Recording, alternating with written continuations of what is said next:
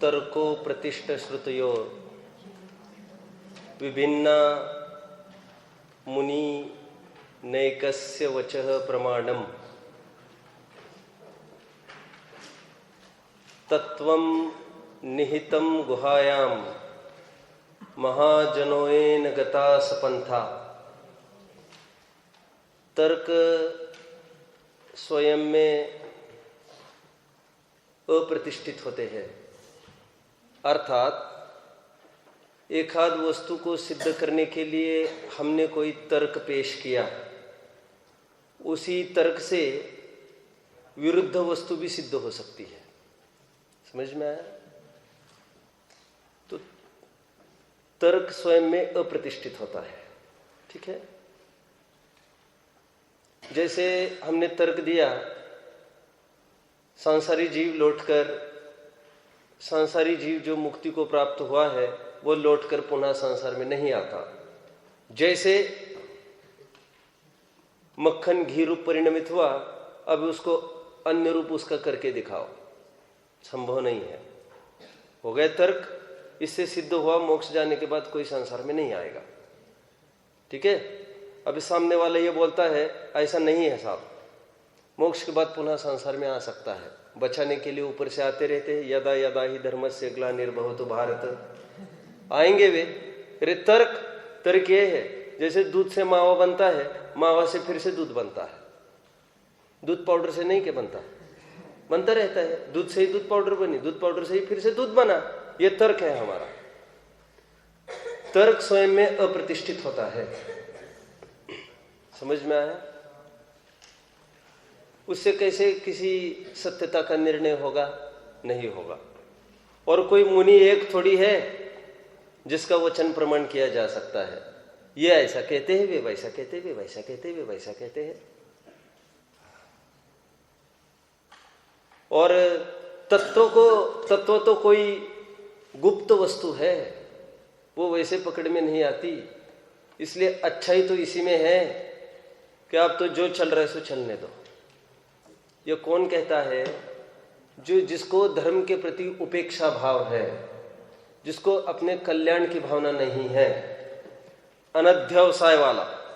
यदि सम्यक ज्ञान के दोषों में संशय विपर्यास अनध्यवसाय के रूप में आपको लोकेट करना हो तो ये अनध्यवसाय वाला है। जो चल रहा है चलने दो यार, माथा मत खाया करो तुम। समझ में आया?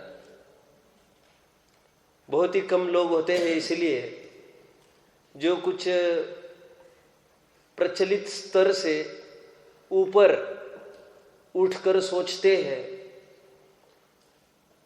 और उससे भी बहुत कम लोग ऐसे होते हैं जो बौद्धिक स्तर उनका ऊंचा होने पर भी वे उसका अमल कर पाए, उस मार्ग पर बढ़ पाए।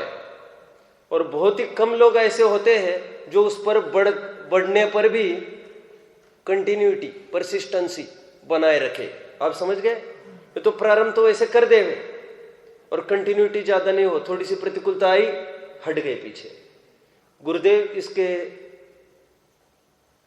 सर्वोत्कृष्ट तो नहीं कह सकता, लेकिन एक उदाहरण है, क्योंकि मुझे तो टोडरमल जी साहब का कहना है ना। अभी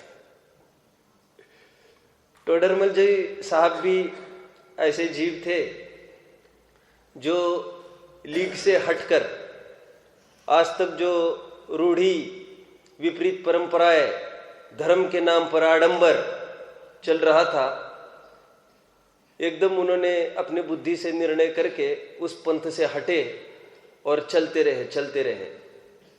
विरोध भी हुआ, चलना नहीं रुका उनका। समझ में आया? लेकिन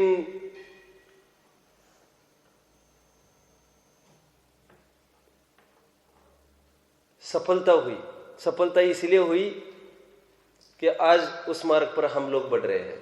आपको ख्याल में आया? एक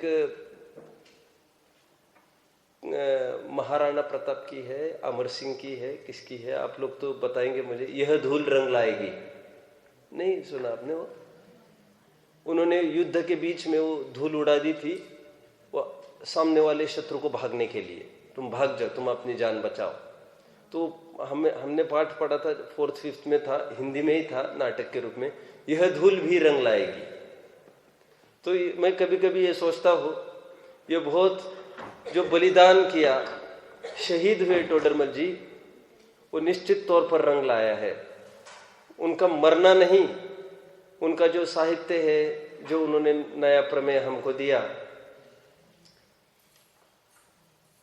एक ऐसा ही एक प्रकरण है आज का। अब सबको आनंद आएगा। वैसे जो 11वीं 12वीं के मंगलार्थी है उनका यह प्रकरण है, लेकिन एक नए प्रकरण के रूप में भी आप इसको देख सकते हैं। सम्यक दर्शन ज्ञान चारित्राणि मोक्ष मार्ग, इसकी मीमांसा करनी है हमको, इस सूत्र की। प्रश्न ये है शंकाकार का, वैसे 314 पृष्ठ पर है मोक्ष मार्ग प्रकाशक के, देखने की आवश्यकता किसी को भी नहीं है, ना मैं देखने वाला हूं कुछ भी। बात प्रकरण पुरुषार्थ से मोक्ष की प्राप्ति, ये प्रकरण खत्म हो गया है। शंकाकार ने अचानक प्रश्न पूछा, क्यों जी, ये मोक्ष मार्ग सम्यक दर्शन ज्ञान चारित्र की एकता है, ये तो हमने समझा, माना। ये चौथे गुणस्थानवर्ती की क्या स्थिति है, तब भी ये चल रहा होगा ऐसा कुछ, आज भी चलता है बहुत समाज में। ये सम्यक दर्शन कब से होता है, ये भी बहुत विवादास्पद विषय है। विवादास्पद में इसलिए कह रहा हूं, उनके बीच में भ्रम चलता है लोगों को, हालांकि वैसे विवादास्पद कुछ नहीं है। सम्यक दर्शन कब से, और फिर ज्यादा हो तो निश्चय सम्यक्त्व की बात कर रहे हैं हम, निश्चय सम्यक्त्व की बात। वो तो आप व्यवहार सम्यक्त्व की बात करने लग गए, और फिर ये भी एक मुद्दा उठता रहता है, अच्छा चलो ये बताओ चारित्र कब से। ठीक है, कदाचित तुम उसमें जीत भी जाओ, किसमें, सम्यक दर्शन चौथे गुणस्थान में। अच्छा चारित्र कब से ये बताओ, और बताओ नहीं, आधार पेश करो, बात करो हमारे साथ। तो ये भी ऐसे मुद्दा है। उसका ये कहना है चौथे गुणस्थानवर्ती के मोक्ष मार्ग प्रारंभ हुआ कि नहीं हुआ, शंकाकार की शंका है। एक बार प्रश्न पढ़ूं मैं आपके सामने, आप लोग शांति से सुनेंगे। यदि ग्रंथ नहीं होगा तो मैं आगे बढ़ूंगा, मुझे आज 2-3 विषय कवर करने हैं। यह प्रश्न है कि असंयत सम्यक दृष्टि के तो चारित्र नहीं है, उसको मोक्ष मार्ग हुआ है या नहीं हुआ है। असंयत वो नाम ही है गुणस्थान का, असंयत। जो उसके प्रश्न में उत्तर समाया है, कैसे समाया है। असंयत मतलब अचारित्रवंत, अचारित्रवंत के वैसे चारित्र तो नहीं है कह रहे, उसके मोक्ष मार्ग है कि नहीं है। और ऊपर ही आप सूत्र कहते हैं सम्यक दर्शन ज्ञान चारित्राणि मोक्ष मार्ग, ठीक है। तो चौथे गुणस्थान से मोक्ष मार्ग है कि नहीं है, उसका यह प्रश्न है, क्योंकि चारित्र नहीं है वहां पर। वो स्वीकार करता है ये जीव कि वहां पर सम्यक दर्शन और ज्ञान तो है। आपको भी स्वीकार करना चाहिए कि सम्यक दर्शन और सम्यक ज्ञान तो वहां पर है, सम्यक चारित्र वहां पर नहीं है चौथे गुणस्थान में। शंकाकार भी स्वीकार कर रहा है, और टोडरमल जी साहब भी स्वीकार कर रहे, तभी तो उसने प्रश्न पूछा ऐसा। क्या प्रश्न पूछा उन्होंने, आदित्य, असंयत सम्यक दृष्टि के चारित्र तो नहीं है, उसका प्रश्न ये नहीं उसको चारित्र है कि नहीं है, उसमें तो हमको कोई शक ही नहीं है, किसी को ही नहीं है दीपेश, चारित्र तो उसको है ही नहीं। गुणस्थान का नाम बोल के ही बोल रहा है, असंयत सम्यक दृष्टि, चरित मोहवश लेश न संयम, लेश भी चारित्र नहीं है। हमारा प्रश्न यह है उसके मोक्ष मार्ग है कि नहीं। आप हा कहोगे तो ग्रंथों में तो ऐसा लिखा नहीं है, और आप ना कहोगे तो सम्यक दर्शन ज्ञान चारित्र तीनों की एक तो मोक्ष मार्ग, तो फिर मोक्ष फिर कुछ भी सिद्ध नहीं होगा वहां पर। समझ में आया। हमको यह देखना है स्थिति क्या है चारित्र की, उसके लिए थोड़ा सा प्रकरण देखना है। देखिए,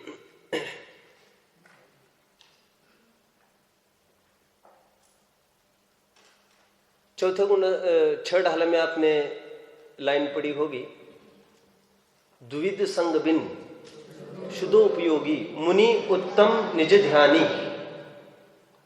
शुद्धोपयोगी ये विशेषण किसको लगाया है? मुनि को लगाया है। बारंबार प्रश्न ये भी उत्पन्न होता ही रहता है ना, शुद्धोपयोगी कौन?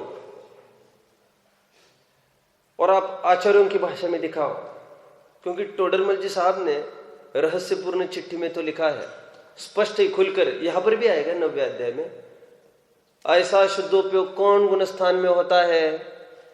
समाधान चौथे ही से होता है। ठीक है, बात इतनी सी है, ग्रंथ में खुलकर उसकी चर्चा इसलिए नहीं होती क्योंकि ग्रंथ में शुद्धोपयोग की प्रचुरता को प्रचुरता कहा जाता है, और वो सात्विक गुण स्थान, छठवें सात्विक गुण स्थानवर्ती मुनियों की होती है, सात्विक ही होती है खरेखर, क्योंकि छठवें का तो शुभोपयोग का ही काल है ना। समझ में आया? इसलिए कहा जाता है पहले 3 गुण स्थान में घटता हुआ अशुभोपयोग, चौथे से छठवें तक बढ़ता हुआ, बोलिए ना, शुभोपयोग, और 7वें से आगे बढ़ता हुआ शुद्धोपयोग। क्या बताया मैंने? 3 बातें। आयुष बोलना जरा खड़े रहकर, सभी सुने इस बात को। हाँ बोलो। 8th का कोई बताएगा मैंने क्या बताया? हार्दिक बताओ। पहले से तीसरे तक घटता हुआ अशुभ उपयोग, फिर चौथी से छठे तक बढ़ता हुआ शुभ उपयोग, और 7वें से आगे तक बढ़ता हुआ शुद्धोपयोग। बहुत अच्छा, बैठिए बैठिए। ऐसा तो लिखा है, तुम्हें भ्रम क्यों हुआ ऐसा?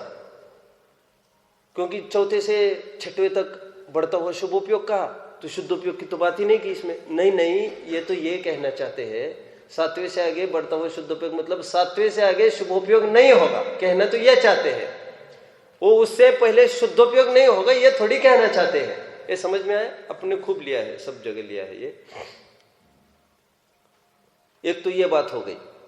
अभी आगे 5वीं ढाल के अंतिम छंद हमेशा अपन देखते हैं, यो बोलो,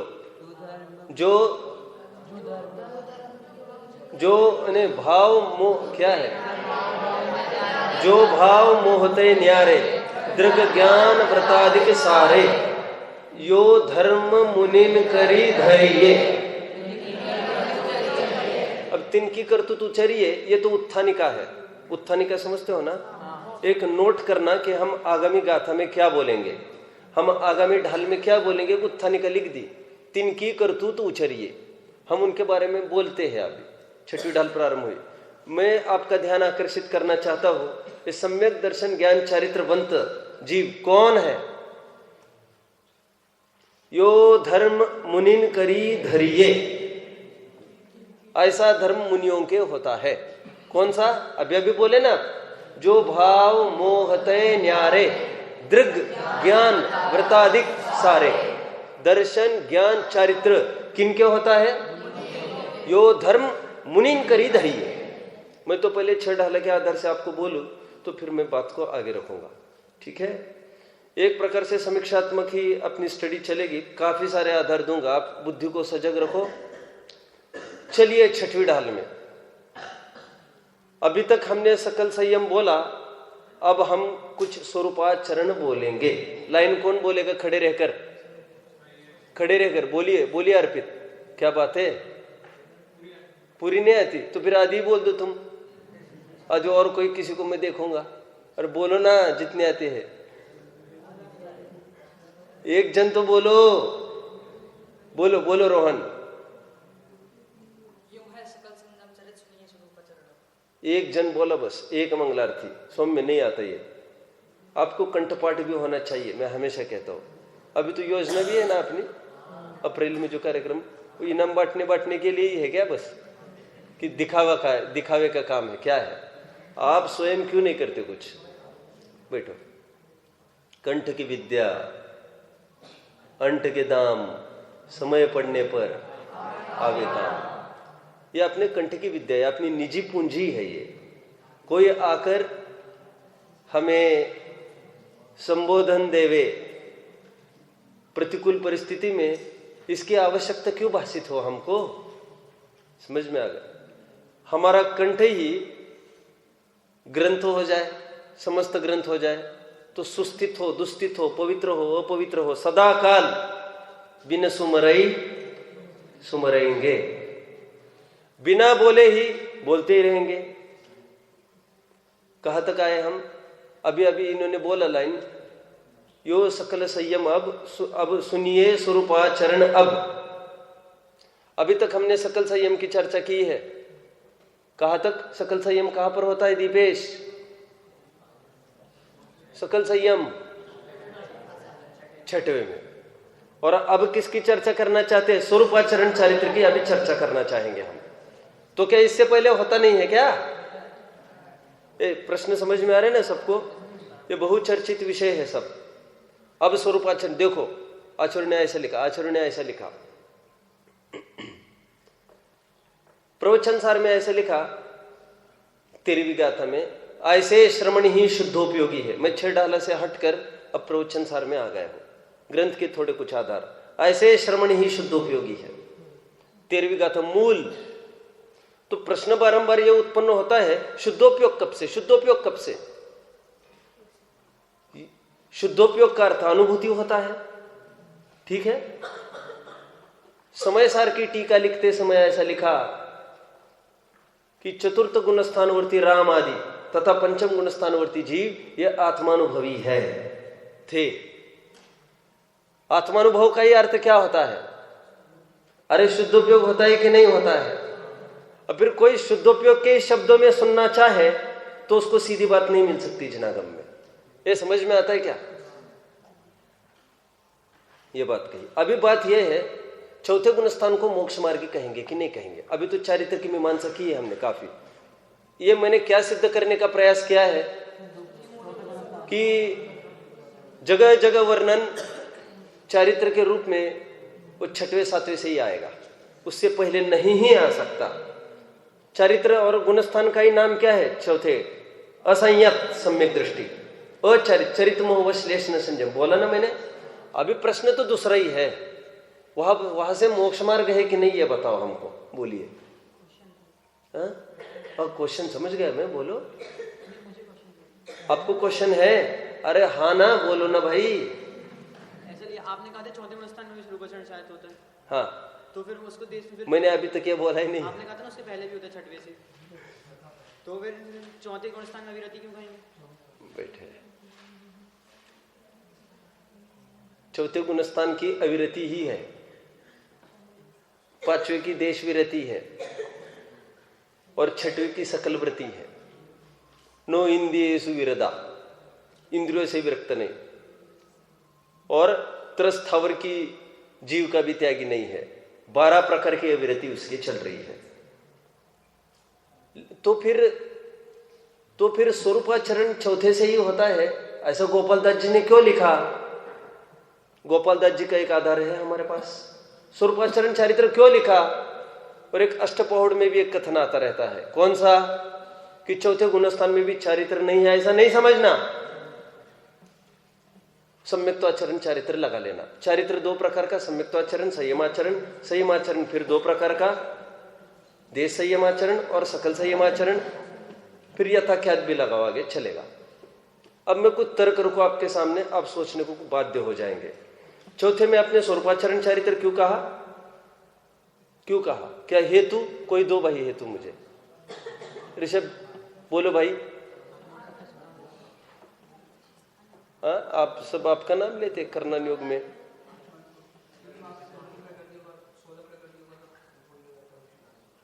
चलो अभी नहीं बता पा रहे आप शायद तुरंत पूछा इसलिए हो सकता है ऐसा।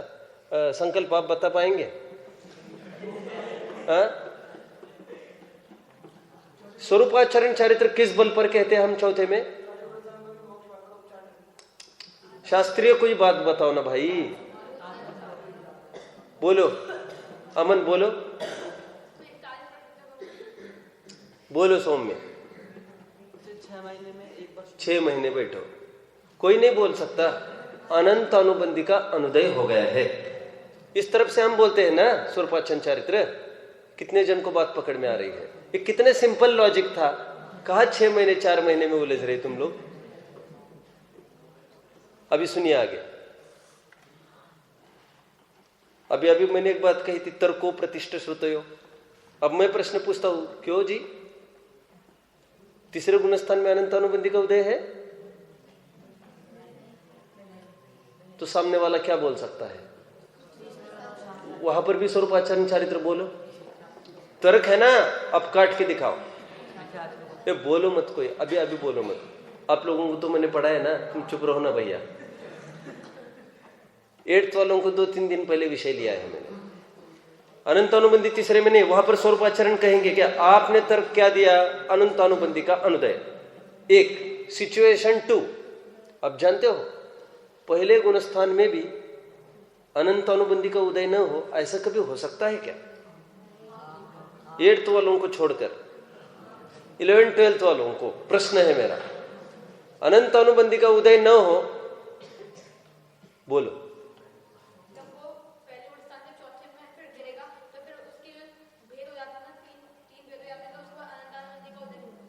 आपको बताया था कि आपको भी मैंने, बैठ जाओ।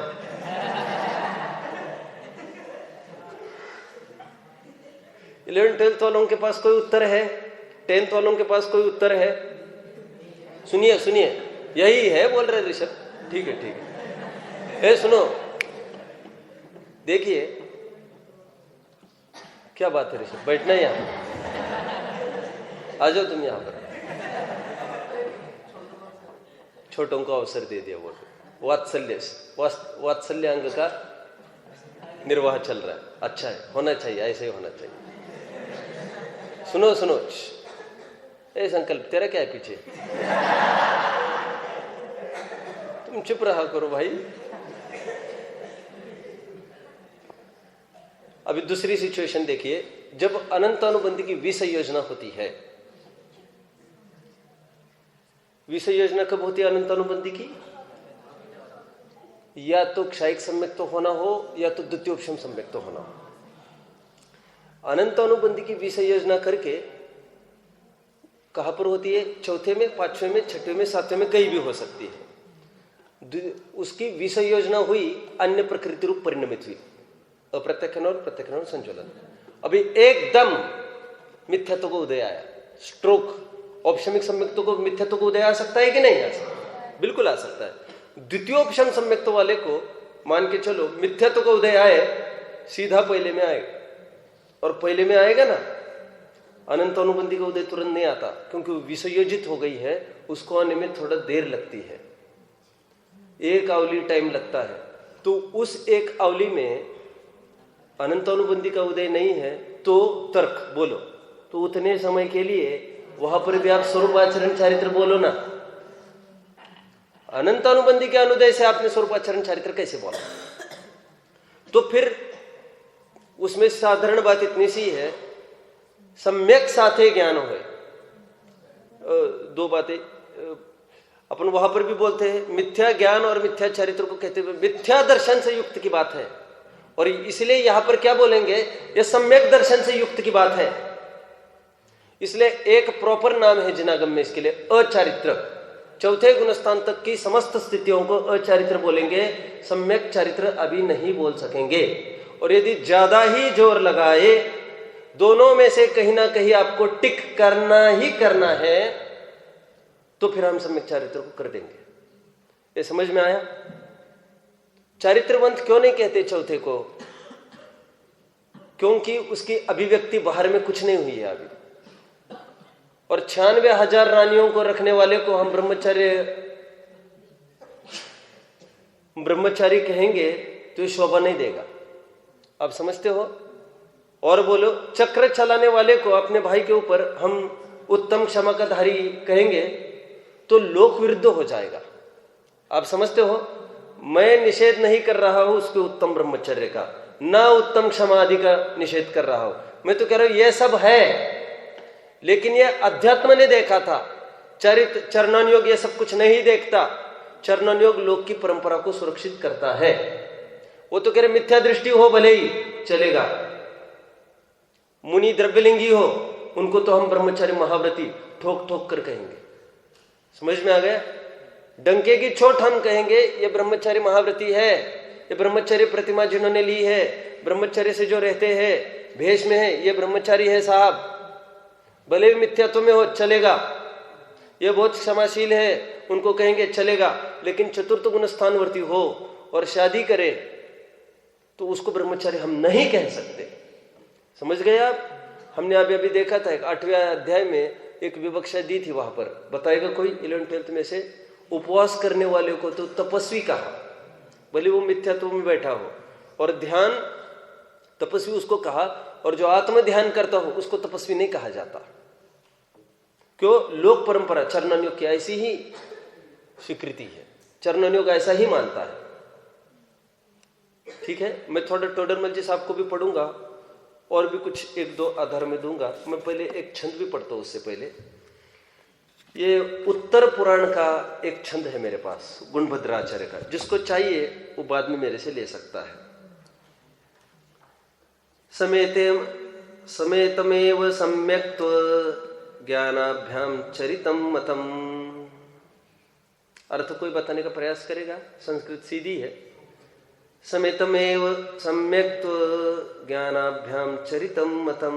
समेत, समेत सहित, सहित ही होता है क्या? सम्यक्त्व ज्ञानाभ्याम चरितम मतम, ये तीनों साथ साथ ही होते हैं। सम्यक दर्शन ज्ञान चारित्र साथ साथ ही होते हैं। आगे, स्याताम विनापि तेतेण गुणस्थाने चतुर्थके। चतुर्थ गुणस्थान में बस ऐसा नहीं हो सकता कभी। वहां पर सम्यक दर्शन होगा, सम्यक ज्ञान होगा, लेकिन चारित्र नहीं ही होगा। एक अपवाद की ये केस है चतुर्थ गुणस्थान में। ये आप समझ गए सब? टोडरमल जी को पढ़ता हुआ अभी थोड़ा। प्रश्न क्या है? मूल में क्या देखना है हमको? मूल में प्रश्न, चौथे गुणस्थान से मोक्ष मार्ग कहेंगे क्या? चारित्र नहीं है, ये तो बहुत बात चल रही है। आगे, मोक्ष मार्ग उसके होगा, यह तो नियम हुआ।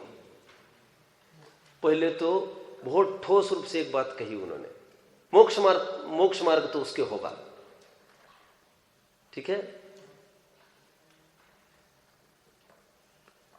समंत भद्र स्वामी ने रत्नकरण शावकाचार्य में एक छंद लिखा, जिसमें एक लिखा उन्होंने कि मोही मुनि से निर्मोही गृहस्थ श्रेष्ठ है। निर्मोहो मोहिनो मुने, अनगारा गृही श्रेयान निर्मोहो मोहिनो मुने। लिखा ना उन्होंने। चरणान्योग का ग्रंथ है ये। चरणान्योग में भी क्या बोल रहे हैं? मोही मुनि से निर्मोही श्रावक, मतलब श्रावक भी निर्मोही हो सकता है। ये आधार हमने चरणान्योग में से निकाला है, ये कोई अध्यात्म में से नहीं निकाला है हमने अर्थ। क्यों? चरणान्योग में से तो कम से कम उनको नायक बनाते ना। किनको? शशांक? मुनियों को, चारित्रवंतों को वहां तो नायक बनाते ना। कह रहे नहीं, पहला अधिकार हमने सम्यक दर्शन अधिकार स्थापित किया है। ठीक है, सम्यक दर्शन के साथ वो होगा तो ही वैल्यूएबल है। एक के बाद की जितनी भी बिंदियां है वो तब भी वैल्यू को प्राप्त हुई है जब यहां पर एक है। पति के बिना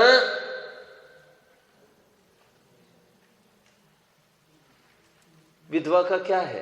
क्या है मतलब?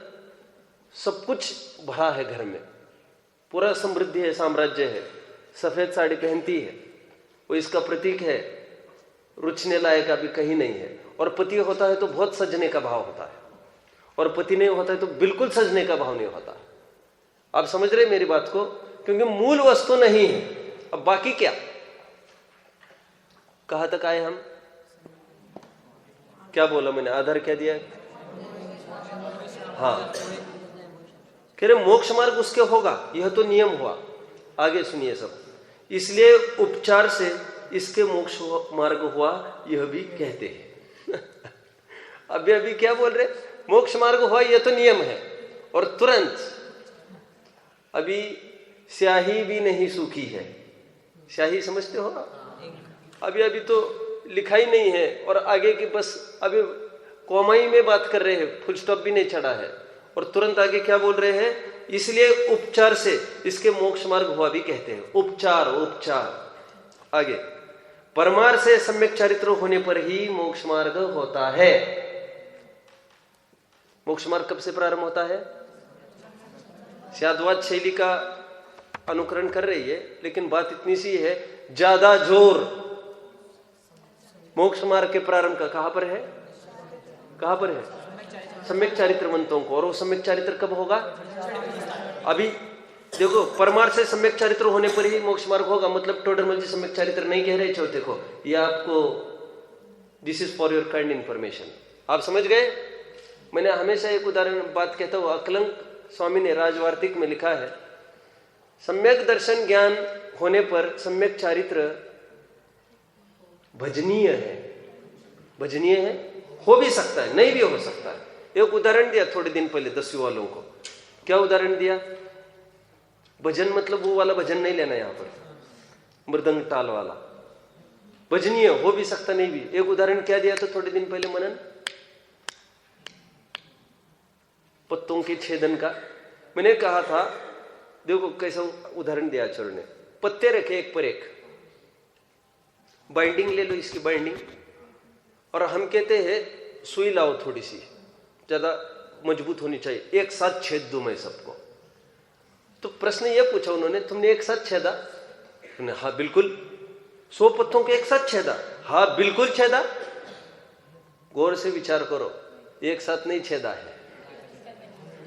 जब पहले पत्ते में गए दूसरे पत्ते में नहीं गए, लेकिन कहने को क्या कह रहे हैं? एक साथ। तो कह रहे सम्यक दर्शन ज्ञान चारित्र एक साथ होता है, कहने को तो कहते हैं, ऐसा उपचार का कथन है कह रहे वे। पूर्णता, इसलिए तत्वार सूत्र में जो क्रम रखा है ना, सम्यक दर्शन ज्ञान चारित्र मोक्ष मार्ग, उसका हेतु बताते समय ऐसा बताया, वहां पर भी ऐसे बोल रहे प्रारंभ तो एक साथ होता है, और बोल के सम्यक दर्शन पूर्ण पहले होता है, सम्यक ज्ञान पूर्ण बाद में होता है, सम्यक चारित्र बाद में पूर्ण होता है। तो चारित्र कब पूर्ण होगा? चारित्र पूर्ण कब होगा नितेश? 14वें गुणस्थान के अंतिम समय में। ठीक है, कोई प्रश्न नहीं? ज्ञान पूर्ण कब होगा? 13वें गुणस्थान में। ठीक है, प्रश्न तो यह है सम्यक दर्शन कब पूर्ण होगा? चौथे में भी पूर्ण हो सकता है वो। तो वहां पर जो सूत्र है, दर्शन पहले आया, वो पूर्णता की तरफ आया। ठीक है, इसलिए उपचार से इसके मोक्ष मार्ग हुआ भी कहते। परमार्थ से सम्यक चारित्र होने पर ही मोक्ष मार्ग होता है। परमार्थ रूप से मोक्ष मार्ग कब से? मुनियों के होता है। इसलिए 2 शब्दों का हम प्रयोग करेंगे, साक्षात मोक्ष मार्ग और परंपरा मोक्ष मार्ग। मुनियों के साक्षात मोक्ष मार्ग है और चतुर्थ गुणस्थान के परंपरा मोक्ष मार्ग है। इसमें सभी गुत्थियां सुलझ जाती है। परंपरा मोक्ष मार्ग मतलब साक्षात मोक्ष मार्ग नहीं है, इसके मोक्ष मार्ग कभी ना कभी होगा। पुण्य को परंपरा मोक्ष मार्ग बोला, यहां पर ऐसा अर्थ नहीं लेना परंपरा का, क्योंकि वो तो 3 काल में भी मोक्ष को प्राप्त नहीं होवे, ऐसा भी अब हो सकता है। पुण्य को परंपरा मोक्ष मार्ग कहा कि नहीं कहा? नहीं कहा, नहीं ख्याल में।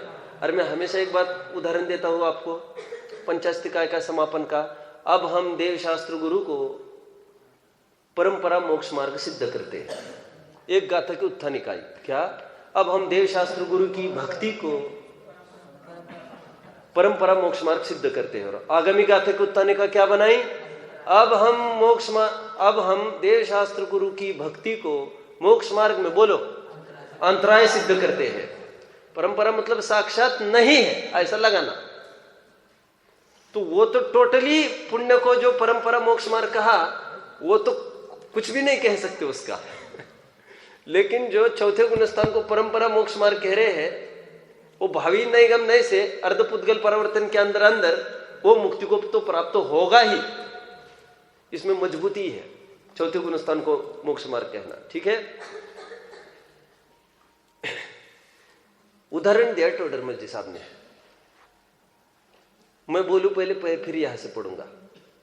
कोई और भी मैं एक प्रश्न पूछता रहता हूं, मुझे गुरुदेव कितने काल के बाद दिख सकते हैं? प्रश्न तो ऐसे बहुत कठिन है और वैसे तो बहुत सरल है, किसी ने मेरे मुख से पहले कभी सुना हो तो। मुझे गुरुदेव कब दिख सकते हैं? सुनिए, मैं उन गुरुदेव की बात नहीं कर रहा हूं जो मेरे पीछे वाले, उनकी बात कर रहा हूं। मेरे पीछे है ना, यही है कि वहां है उस मंदिर में, यहीं पर है। अच्छा यहां पर है, ठीक है। सुनो, मुझे गुरुदेव कब दिखेंगे? कहो तो कहाँ है?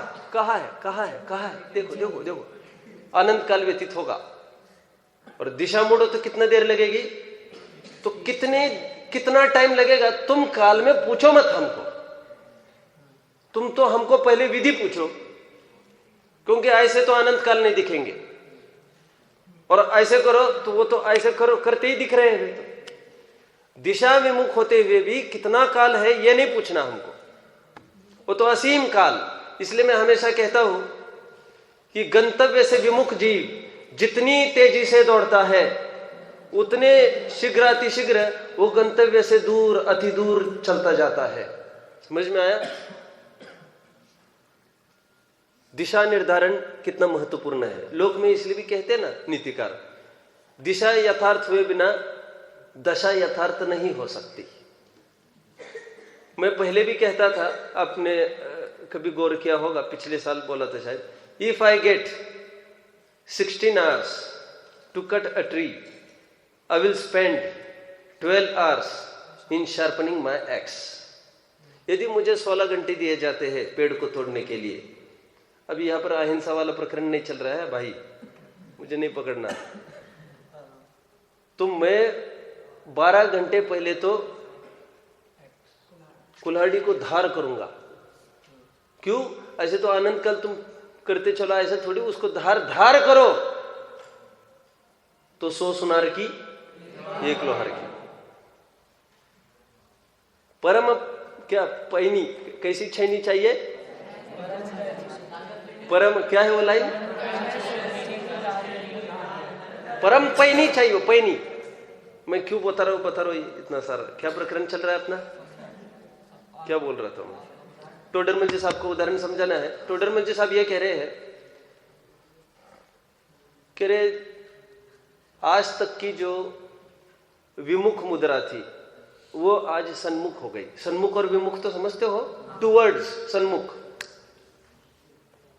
और कहां से हटना है, आज तक कहां लगा था, इसको कहेंगे विमुख, विरुद्ध मुख। समझ में आ गया? तो कह रहे दिशा यथार्थ कर दी उसने, कदम एक भी आगे नहीं बढ़ाया अभी उसने, अभी भी स्टैच्यू है, अबाउट टर्न किया है बस। तो टोडरमल जी साहब कह रहे हैं वो मोक्ष मार्ग हो गया, कदम एक भी नहीं बढ़ा। कदम बढ़े तो चारित्र ही हो जाए। उसने दृष्टि बदली। उदाहरण पॉइंट टू पॉइंट घटित हो रहा है, कितने जन को समझ में आ रहा है?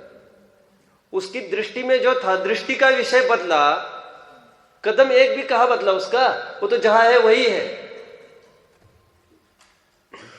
संकित बहुत ठंड लग रही है, क्या बात है? आज ये सब बच्चे सुबह सुबह आ गए थे, क्लास चली आज इनकी। देखो, नहीं, ए चुप रहो ना मेरे भैया,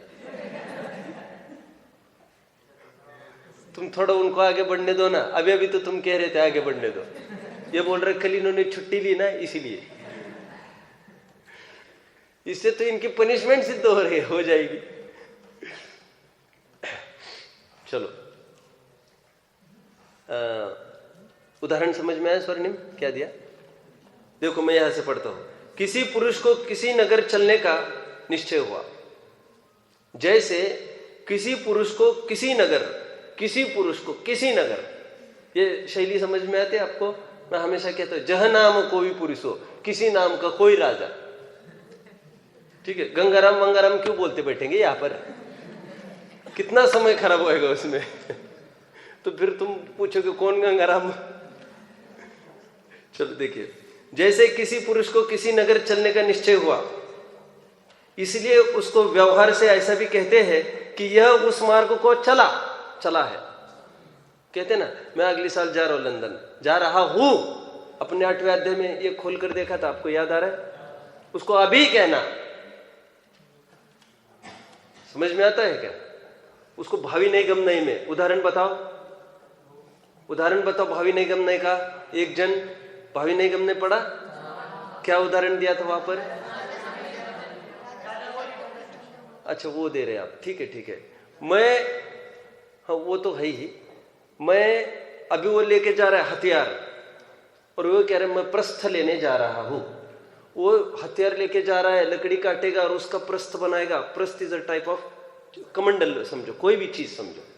तो मैं प्रस्थ ला रहा हूं, जाएगा आएगा, तो अभी कहना, अभी उपचार। ऐसा ये मोक्ष मार्ग है। परमार्थ से मार्ग में गमन करने पर ही चलना होगा।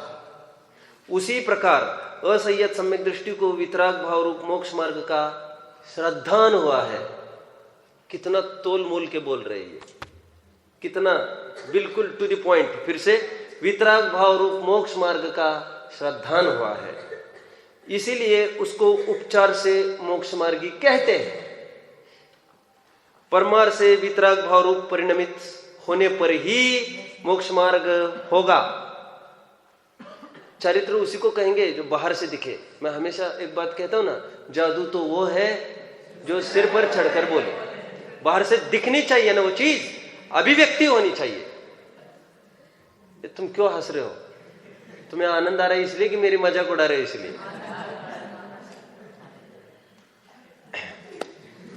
सुनो सुनो, देखो मैं बात हट गई, क्या बोल रहा था मैं? सुनिए सुनिए सब। प्रवचन सार में और अष्टपहुड़ में भी ऐसा प्रश्न पूछा, भाई साहब हमें धर्म समझाओ। तो तुम्हें धर्म समझना है, वो देखो समझ में आए धर्म। अष्टपहुड़ में भी और प्रवचन सार में भी कह रहे वो देखो, अब समझाओ ना। कह रहे हम समझा रहे ना, देखो। और इशारा किसकी तरफ? मुनि की तरफ इशारा है उनका। तुम कह रहे समझाओ, मतलब तुम क्या समझते हो? हर कोई चीज बोल बोल के नहीं समझाई जाती। नेक कहू बैननी अनेक कहू नैननी। गोपियां कहा बोली थी? वो तो आंखों से ही बोल रही थी, सिसक रही थी, बहुत कुछ बोल दिया उन्होंने। आपको वियोग हमसे बर्दाश्त नहीं हो रहा है। हर कोई चीज मुंह से नहीं बोली जाती। बॉडी लैंग्वेज होती है ना, दैट इज ऑल्सो लैंग्वेज। सब वो कुछ नहीं कर रहा है, वो बोल ही नहीं रहा है। मनी स्पीक्स ऑल लैंग्वेजेस, उसको पैसा दो, हो जाएगा काम। आप समझ रहे हैं मेरी बात को? कहां तक आए हम? अरे धर्म के नाम पर किसको दिखाया? मुनिराज को। वो चरित्र, वो धर्म है। ठीक है, आगे। तथा प्रवचन सार में भी तीनों की एकाग्रता होने पर ही मोक्ष मार्ग कहा है। मैं एक आधार पढ़ने वाला हूं, इसलिए प्रवचन सार मंगाए मैंने। You will like it really. अब कितने जनों के पास है प्रवचन सार? समेट के बैठ जाओ थोड़ा। तुम थोड़ा यहां वहां पास करो। दो है क्या आपके पास? तीन चार मिलके? ठीक है, चलो। मैं कहने वाला था थोड़ा सीनियर्स को दे दो, लेकिन फिर तुरंत ख्याल में आया ये कोई मंगलार्थी नहीं है क्या? चलो ठीक है। इसलिए यह जानना कि तत्वार्थ श्रद्धान ज्ञान बिना तो रागादि घटाने से मोक्ष मार्ग नहीं है, और रागादि घटाए बिना तत्व श्रद्धान ज्ञान से भी मोक्ष मार्ग नहीं है। राग घटाना पड़ेगा, केवल श्रद्धान से मोक्ष मार्ग नहीं होगा। इसलिए 81-82 गाथा प्रवचन सार में बोला, क्या बोला? अब मुझे रत्नमणि चिंतामणि की प्राप्ति हो गई है। रत्न चिंतामणि की प्राप्ति हो गई मतलब सम्यक्त्व। तो अब क्या करना? सुनना, अब गाफिल नहीं रहना, निरंतर जागृत रहना। अभी क्यों? ये बचे हुए राग द्वेष है ना, ये अपने पूर्वजों को बुला लाएंगे। पूर्वज मतलब जिनका अभी तुम अनुदय किया है ना, ये फिर आएगा उखड़ कर। संस्कार है इनका, गाढ़ा राज्य है, इनकी बहुत सत्ता थी। एक आध इलेक्शन जीत गए तो कुछ नहीं हुआ, ये अपने हाथ पसारना चालू कर रहे हैं। ठीक है, आगे। तीनों मिलने पर साक्षात मोक्ष मार्ग होता है। प्रकरण हो गया। अब मैं प्रवचन सार आपके पास होगा, 336वीं गाथा आप खोलेंगे। मेरे इसमें पेज है 462 है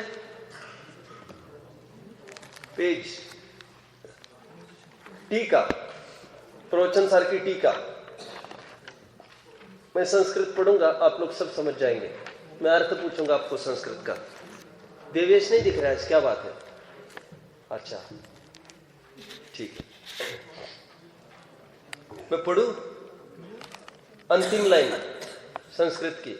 अत अगम ज्ञान तत्वार श्रद्धान संयत तत्वानाम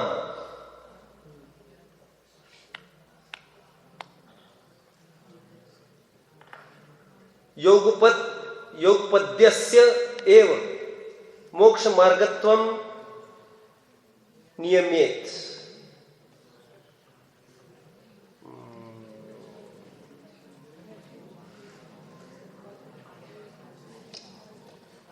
एक मिनट है।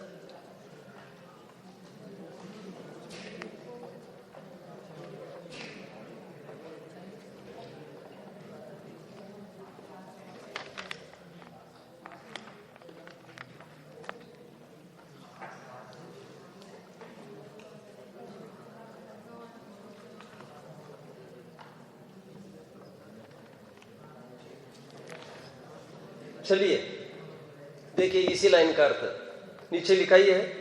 इससे आगम ज्ञान, तत्वार श्रद्धान और सह्य तत्व के युगपत पने को ही मोक्ष मार्ग पना होने का नियम होता है।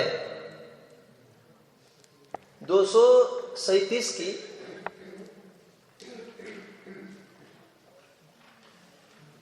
आगम, ये 237 की उत्थानिका जयसेन स्वामी की पढ़ रहा हूं मैं।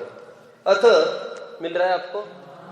अथ आगम ज्ञान, तत्वार श्रद्धान, सह्य तत्वानाम योग पद्याभावे मोक्षो नास्ति इति व्यवस्थापयति। ये सिद्ध करते हैं। आप समझ रहे हैं मेरी बात को? क्या दो बातें मैंने पढ़ी अभी। पहली बात क्या पढ़ी थी मैंने? अस्थि परक थी। क्या थी?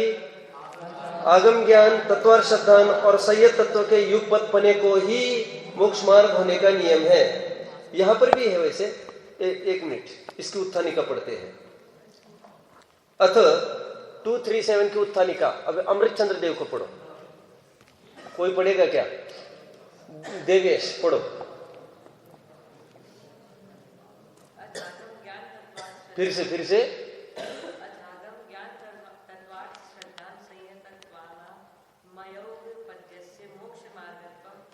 अब संधि विच्छेद करके पढ़ो इसको।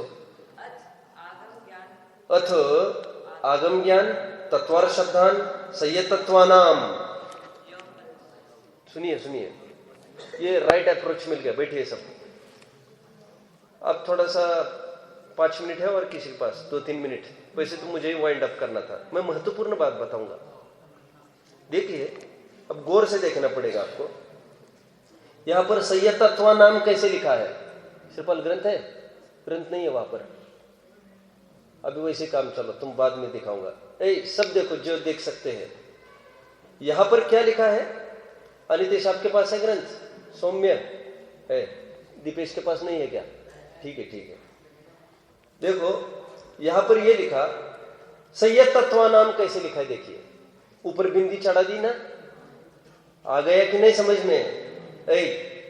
कहां पर देखा आपने? ये अंतिम लाइन 236 की टीका अमृतचंद्र देव की।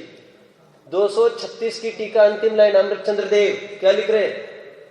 आगम ज्ञान, तत्वार्थ श्रद्धान, सह्य तत्वानाम।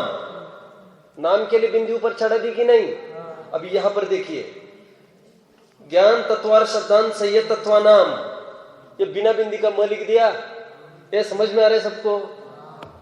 ये म लिख दिया, उसके पीछे हेतु क्या है? आभार निकालना है इनको। तो उसको ये कहना चाहते हैं कि तत्वानाम अयोगपद्यस्य मोक्ष मार्गत्वम विघटयति। विघटन मतलब अभी ये कहा ऐसा मोक्ष मार्ग घटित होगा तीनों की युगपत्ता से। और अब ये बोल रहे हैं तीनों की अयुगपत्ता से मोक्ष मार्ग घटित नहीं होता। चारित्र आएगा तभी मोक्ष मार्ग होगा। ये मैंने 237 की उत्थानिका पढ़ी। यहां पर दीपेश पढ़ के दिखाओ संधि विच्छेद करके।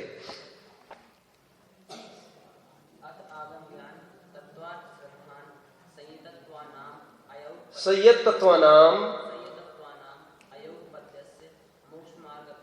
विघटित। उनका अयुगपतपना श्रद्धा ज्ञान चारित्र का बोलो मोक्ष मार्ग घटित नहीं होता। ठीक है? यह हमने आज प्रकरण देखा है। फिर देखते हैं। ओम नमः।